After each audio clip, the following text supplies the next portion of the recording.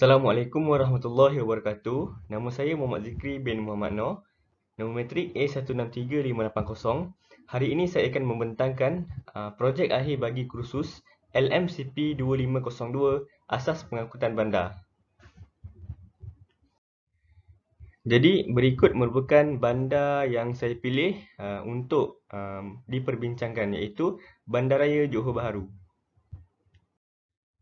Berikut adalah masalah pengangkutan bandar yang dihadapi di Bandar Johor Bahru. Iaitu yang pertama adalah masalah pengangkutan awam, di mana bilangan yang terhad dan berada dalam keadaan kurang memuaskan. Ia bermaksud bilangan bas atau teksi tidak mencukupi dengan kadar bilangan pengguna.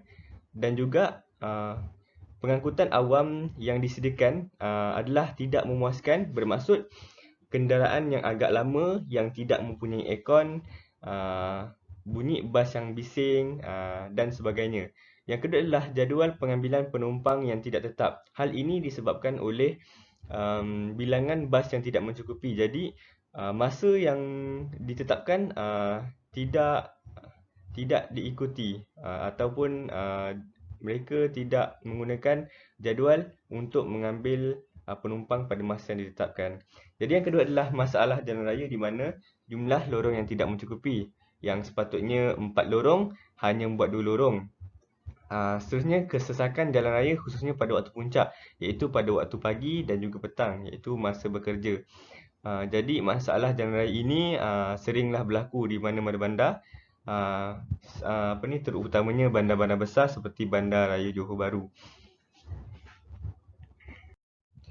Berikut merupakan rajah kesesakan yang berlaku di Bandaraya Johor Bahru, khususnya pada waktu hujung minggu dan waktu pagi dan petang hari minggu, di mana untuk bekerja dan pulang daripada kerja. Hal ini dipengaruhi oleh keluar masuk daripada negara Singapura dan Malaysia, kerana terdapat ramai pekerja Malaysia yang bekerja di Singapura. Jadi pada waktu puncak, iaitu pagi dan petang ni akan mengalami kesesakan lalu lintas. Dan rajah kedua adalah contoh perkhidmatan yang terdapat di Johor, iaitu di Kulai, di mana pengangkutan awam yang disediakan adalah kurang selesa. Kalau kita nampak lihat kat situ, bas yang agak lama dan tidak dinaik taraf. Jadi slide seterusnya adalah polisi pengangkutan yang saya cadangkan untuk meningkatkan infrastruktur yang berada di Johor Bahru, iaitu yang pertama meningkatkan bilangan pengangkutan awam dan menstruktur semula jadual pengangkutan awam supaya ianya selaras dengan bilangan pengguna yang berada di Johor Bahru. Yang kedua adalah menyelenggara dan menaik taraf sistem pengangkutan supaya ia dapat menarik pengguna-pengguna ni untuk menggunakan sistem pengangkutan ini, dan ia tidak akan menjadi kesesakan jika semua naik pengangkutan awam. Seterusnya menambah bilangan lorong di jalan raya. Hal ini disebabkan kesesakan. Jadi bila kita tambah lorong daripada 2 ke 4, ia akan melancarkan pergerakan kenderaan-kenderaan, keluar masuk kenderaan. Yang keempat, memperluas penggunaan perkhidmatan awam kepada pengguna dan mewujudkan sistem pengangkutan pintar, di mana kita tidak lagi perlu beratur. Kita nak naik kenderaan tu, kita menggunakan sistem online ataupun sistem-sistem touch and go seperti di Bandaraya Kuala Lumpur, menggunakan perkhidmatan awam LRT dan sebagainya. Berikutnya adalah rajah pertama, iaitu bas Muafakat Johor. Ianya adalah bas yang disediakan oleh Kerajaan Johor untuk pengguna-pengguna khususnya Bandar Johor Bahru yang telah dinaik taraf. Jadi yang kedua adalah pengangkutan awam yang menggunakan pengangkutan pintar ITS. Berikut belum lagi ada di Bandar Johor Bahru, dan ia perlu dinaik taraflah oleh kerajaan supaya dapat melancarkan proses pergerakan pengguna daripada satu tempat ke satu tempat yang lain. Seterusnya, perancangan jangka pendek dalam tempoh 3 tahun. Yang pertama adalah pengangkutan awam. Dengan menambah bilangan pengangkutan awam yang sedia ada seperti bas, menstruktur semula jadual perjalanan pengangkutan awam.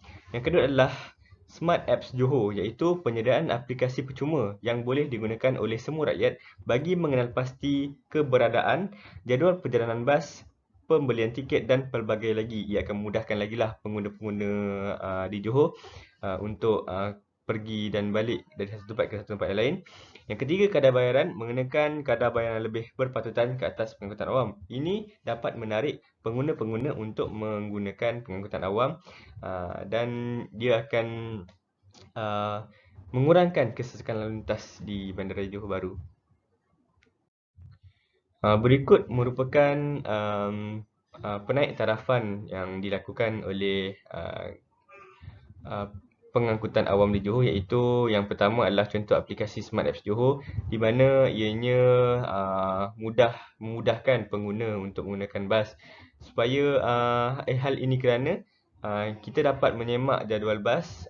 Contoh dalam masa terdekat bas akan sampai pada jam bila-bila. Lepas tu ia tidak akan membuang masa lah untuk kita tunggu dalam setengah jam tak sampai-sampai. Rupanya ada lagi sejam baru sampai bas seterusnya. Jadi yang kedua adalah penambahan bilangan kenderaan awam sedia ada, iaitu bas di satu tempat ke satu tempat yang lain perlu ada bas yang mencukupi. Contoh dari bandar A ke bandar B ni dia punya keluar masuk ramai. Jadi pengangkutan awam ni perlu selaras dengan kadar pengguna yang ada di bandar-bandar tersebut. Okey, seterusnya perancangan jangka panjang sehingga 30 tahun. Yang pertama adalah pembinaan pengangkutan awam yang menggunakan sistem pengangkutan pintas seperti LRT, MRT dan komuter dan ianya belum lagi ada di Bandar Johor Bahru. Yang kedua, pembinaan jalan lingkaran yang lebih luas khususnya di kawasan sesak.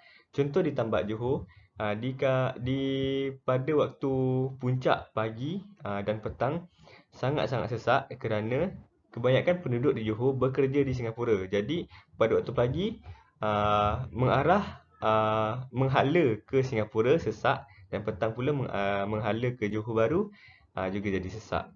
Yang ketiga, pembinaan laluan sendiri untuk bas untuk memastikan jadual perjalanan dipatuhi. Hal ini kerana supaya bas tu tidak terjebak dengan kesesakan lalu lintas dan memudahkan bas tersebut untuk mengambil pengguna-pengguna. Yang keempat, pembinaan Electronic Toll Collection System untuk memudahkan pembayaran tiket atau tol lekan tanpa memerlukan kenderaan untuk berhenti. Contohnya yang dah ada di Johor Bahru adalah RFID dan kenderaan tidak perlu beratur, just lalu dan pergi sahaja dan dia akan di-scan lah oleh mesin yang ada dekat tol tersebut. Jadi rajah seterusnya adalah jalan raya melingkar untuk mengurangkan kesesakan. Jadi ini perlu ditambah lagi lah di Johor supaya ianya tidak menjadi sesak dan melancarkan perjalanan pergi dan balik daripada satu tempat ke satu tempat yang lain. Dan rajah kedua adalah contoh pengangkutan awam yang wajar dibina bagi mengurangkan kesesakan jalan raya seperti LRT, MRT, KTM dan sebagainya. Jadi sekian saja daripada saya untuk laporan terakhir kursus ini dan jumpa lagi.